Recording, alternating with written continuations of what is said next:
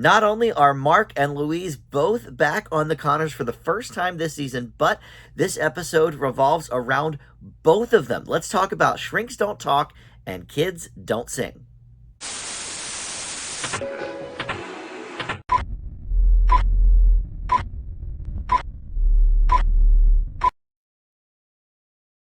Hey guys, Dan here. This is Dan Reviews It. Welcome to my Connors review. We are in season 6, episode 4. This is called Shrinks Don't Talk and Kids Don't Sing. They have gotten away, I guess, from the rhyming episode titles this season. That's been sort of a staple of the Connors in recent years. But in any event, we have one of these plots focusing on Louise's character, one of these plots focusing on Mark's character. So happy to have them back. I've been saying that I've been missing both of them this season. And of course, Katie Seagal as Louise is not a permanent cast member. She's not in the credits or anything up front. So, all right, a little more understandable that she's been absent. But we've all been missing Mark, right? So we have a Mark-centric episode here. We'll get into all of the specifics momentarily. But first, let me welcome you into Dan Reviews It.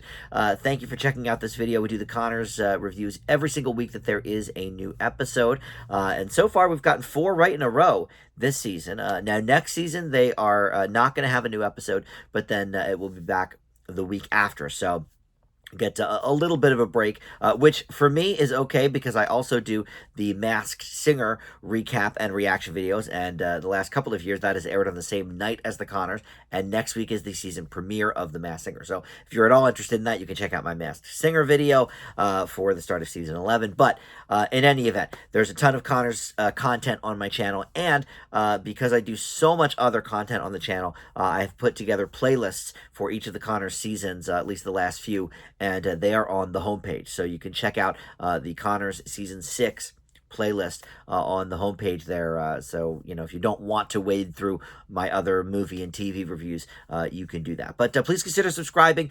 Click the like button down below. But most importantly, comment. We love hearing from you in the comment section. I love interacting with the Connors fans. So please do comment on this episode. Last week we had a really good one, the best we've had in quite a while. Does this one measure up? We will find out here momentarily. But this was directed by Robbie Countryman. So far, the first 3 episodes of the season have been directed by Roseanne and Connor's mainstay, Jody Margolin Hahn. But Robbie Countryman started directing episodes last season, and he directed almost a third of the entire season. There were 22 episodes, and I believe he directed 7 of them. And so this is the first one for this season. But he has his history in a lot of the scripted multicam sitcoms that are currently on or have been on in recent years. He directed a handful of episodes of Last Man Standing. Currently still on the air is The Neighborhood. He's directed a couple of those. The Upshaws on Netflix, which is it's Wanda Sykes and I want to say maybe Mike Epps. But anyway, that's in front of a studio audience as well. So that's really, you know, his bread and butter. And our writer here is Dave Kaplan, who, again, goes back years with the Connors family. He has not had a singular writing credit this season, but he did co-write the premiere episode of the season with a couple of the other Roseanne and Connors mainstays. So this is called, like I said, Shrinks Don't Talk and Kids Don't Sing. So I guess we'll go in that order. Shrinks Don't Talk, you know, like most weeks lately on the Connors, these are sort of double A stories. I don't know that one of them really takes precedence over the other, so we'll just go in the order of the title. So Shrinks Don't Talk. This is about Mark visiting the psychiatrist on campus, psychologist, whatever, the counseling center, if you will. I know when I was in college, I visited the counseling center on many an occasion. Like Mark, I was a gay kid in college, and, you know, he's in Lanford, which at some points, you know, in Illinois is a little bit backwards, maybe behind the times. But for me, I went to college in the 90s, so, you know, there was not a lot of out gay people. I went to school in a pretty small town, the town I went to college in. But anyway, so I'm very familiar with the campus counseling center. And of course, we've established that Darlene works in the cafeteria. We have a couple of scenes, a few scenes really, in the cafeteria this episode. But just while she's on campus, she sees him coming out of the counseling center, and she's wondering, of course, oh my God, is he talking about me in there? Why isn't he talking to me about his issues? He's talking to me all the time, and now he's so distant. And what am I going to do? So she has sort of a powwow on her lunch break with Dan and Ben, and kind of tells them this. And Dan's like, look, he's an 18-year-old kid. He's gonna not really want to tell you everything. He's going to want to shy away from you a little bit. And then he talks about how, or Dan does, how he never worries about Darlene because him and Roseanne did such a great job raising her, which led to a really great glare from Ben, like a "what the hell are you talking about?" And Darlene says, "Oh my God, am I that delusional? I really need to talk to this counselor now."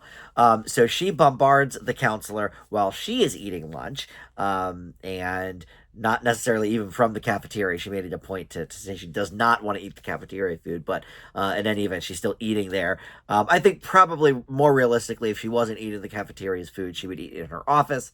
But we will suspend the disbelief, because it is a TV show. So Darlene comes over to and tries to pry her for information. And of course, this woman is sworn, by the oath, to not discuss even knowing Mark's situation. And so Darlene's like, oh, well, take a bite of the carrot if I'm onto something. And she starts, naming a couple of things. The carrot gets chewed, and then eventually we learn, oh, you're just eating a carrot, and not really giving me any answers. So she offers Darlene some counseling services as well when she realizes, oh my God, this is a mess. And I would say it maybe is a little bit of conflict of interest, that the counselor would see both the son and the mother separately. I don't know, but I've known families that have gone separately to the same counselor. So I think if I didn't, I would maybe question that as a real thing. But again, we'll suspend the disbelief even if it's not. But I think it is, because they are sort of sworn with that oath to sort of hold what everybody says in confidence. But in any event, Darlene then confronts Mark and says, look, I cornered your counselor. What's going on? And of course, he was very upset about that. But he was like, look, it's not you. It's that I am having a really hard time finding friends, meeting people, living a gay lifestyle.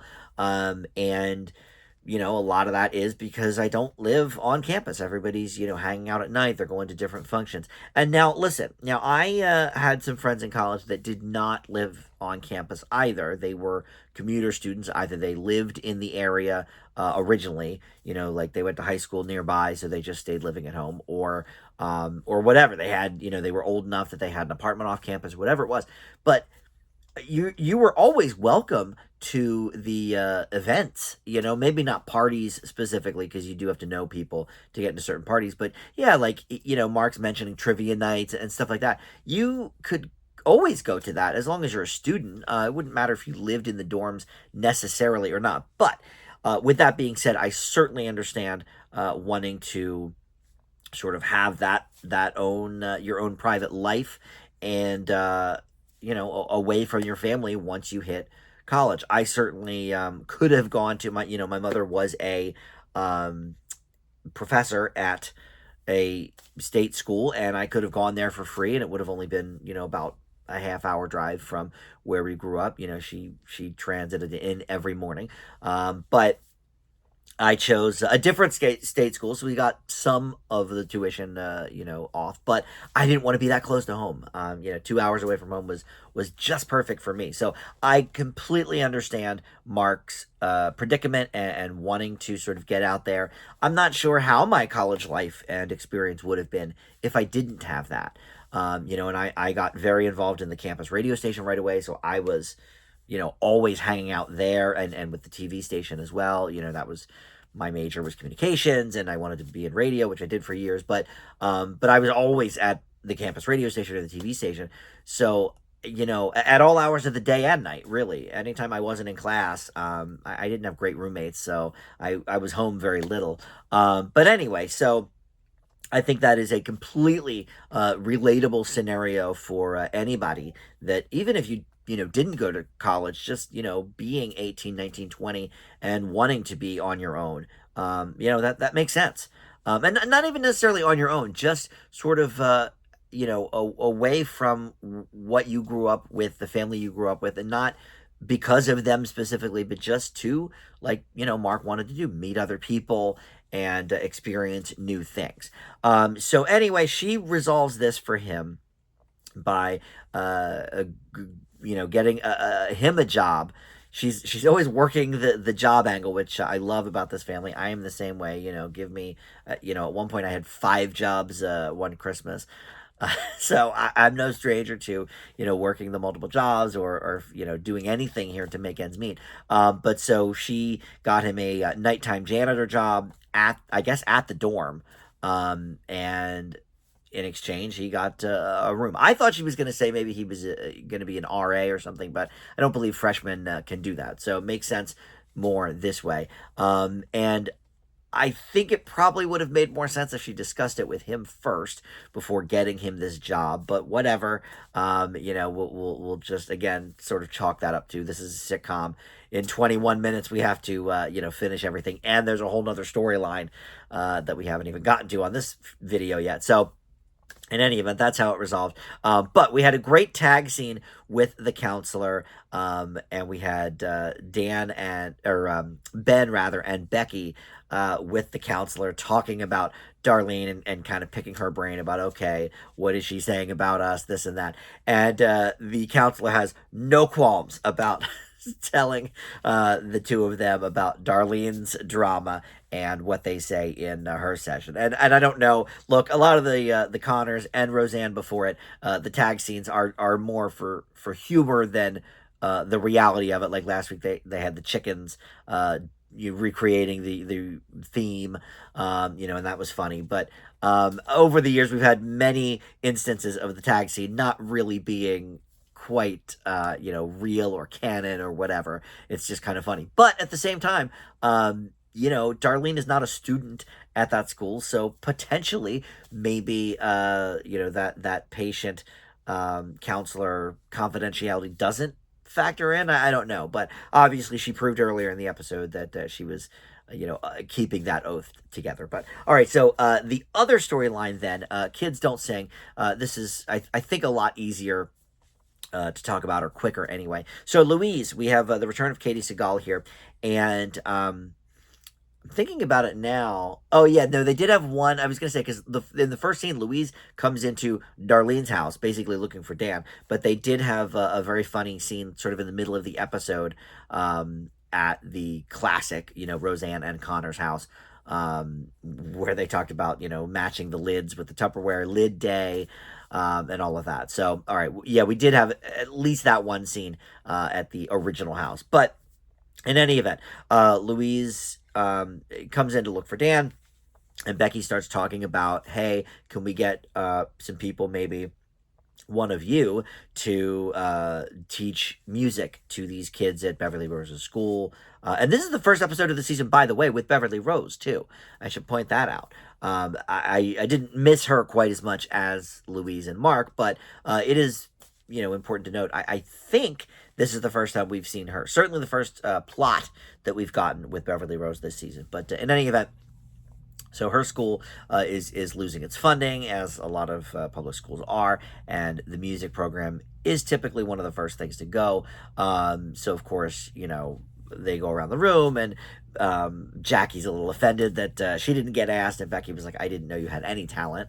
And there was some funny stuff about that with she used to play tambourine in a band, but the guys really just wanted to sleep with her, and there was some funny stuff there. But obviously Louise is the the main thought here, because of course she was even recently on tour with her band, and music is a huge part of her life. And she was like, you know what, that's actually a great idea. I've been thinking about teaching music. I've been wanting to do something with that. So yeah, let's do it. So a couple scenes later, we see her performing for the kids, and the kids kind of singing along and whatever. And then the next song they're going to do is Dancing Queen, and the teacher abruptly, cancels that out and pulls the music from the kids and says, "Okay, early recess, goodbye." And Louise and Becky are like, "Dude, what's going on here?" And so here's where we get to the message portion of the episode. Roseanne and the Connors have always been.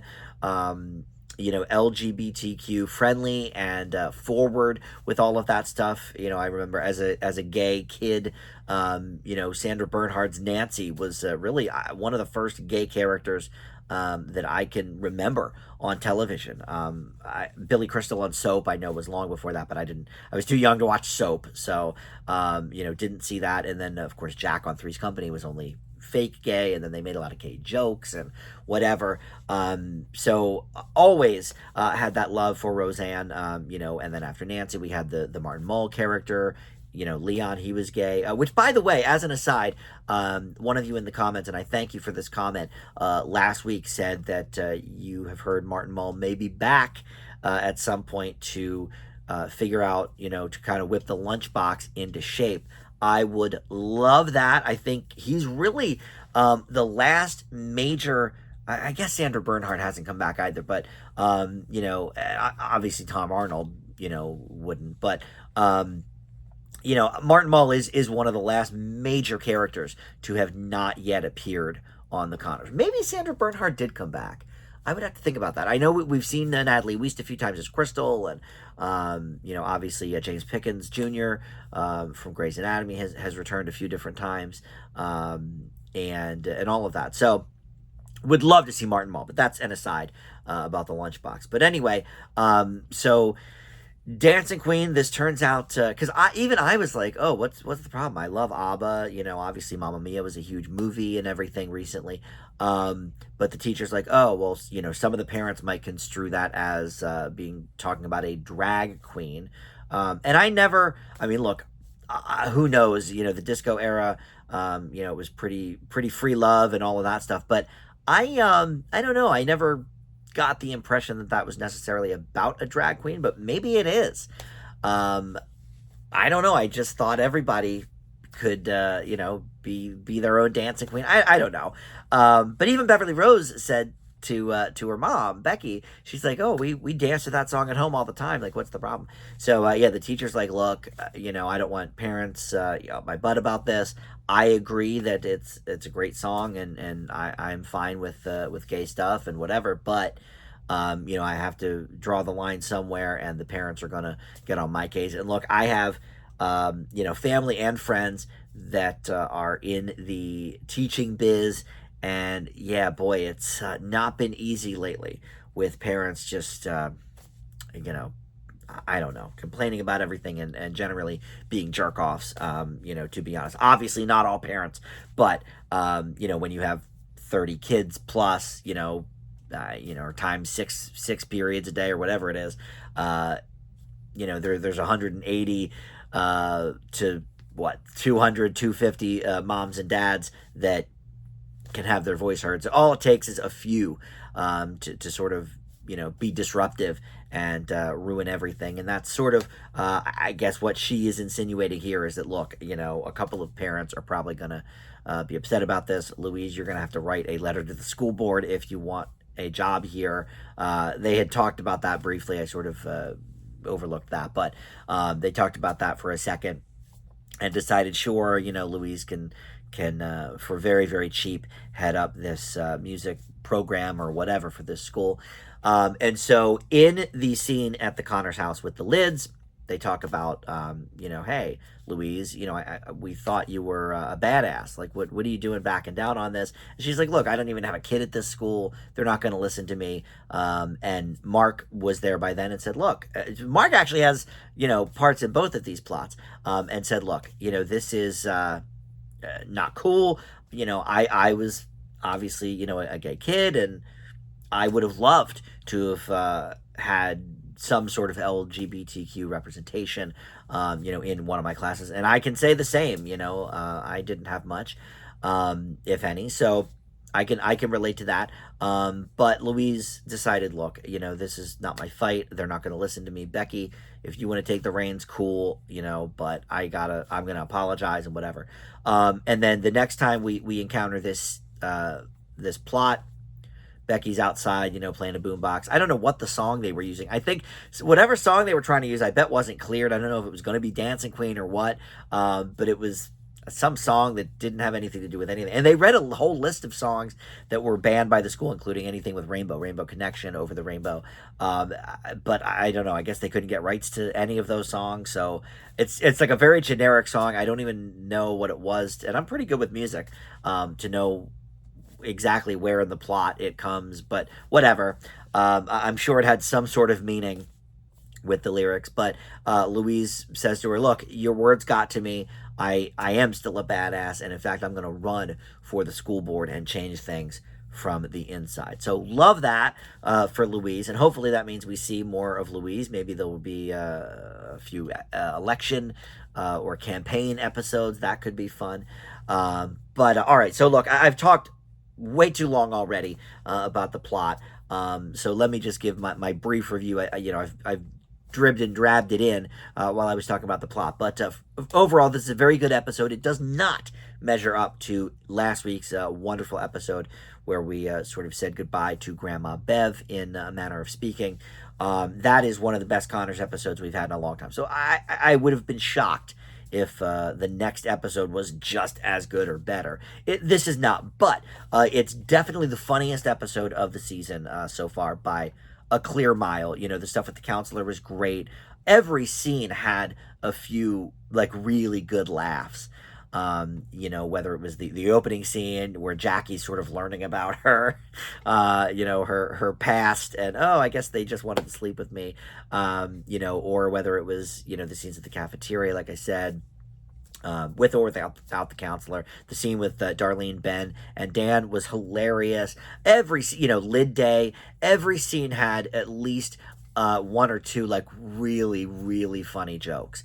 And so it's certainly the funniest episode of the season. Not the best though. But look, a nice reminder that this show and this family has always been on the right side of the LGBTQ debate. And by right side, I certainly don't mean the Republican side. I mean the correct side. And I love that they're sort of carrying on that torch, and they've done that with the Mark character, throughout his run. Even in Roseanne season 10, it wasn't yet established that he was gay, but he was sort of dressing in drag, and was he painting his nails? I forget, but he was definitely a little bit left of the dial, and so love that they've been incorporating that over the years, and I love that Becky's been a champion for it. So yeah, love all of that, of course. Loved seeing Louise and Mark. I mean, let's hear it for them. We've all been wanting a Mark and or Louise episode, and we got, not only were they in it, but it involved both of them. So great all the way around for that, and very, very funny. So I will leave this one, and it is called, once again, Shrinks Don't Talk and Kids Don't Sing. I will leave this one with an A-. You could even say B+, but I think because it was so funny, I'm going to bump it up a little bit and give it that A-. So not quite to the level of last week, but honestly not too far off. So I love to see that. And I guess I should give an MVP. Usually I do that before my grade. Boy, oh boy, I don't know. I guess just having Mark and Louise back has been so great. I'm going to give it to Mark, just Ames McNamara, just because he had parts in both of the plots. And so he was really sort of the linchpin, I think, in both of these plots working. So even though he didn't have, the biggest laugh lines, I will give it to him. All right, so anyway, that's it. Thank you so much for watching and sticking with me. Next week, like I said, the Connors will be taking a break or airing a rerun or something, but we will have a new episode in 2 weeks. So join me then and check out my other videos. Do a lot of movie and TV reviews that don't have to do with the Connors, but maybe you will enjoy anyway. So check those out in the meantime. Thank you for watching. We'll see you next time.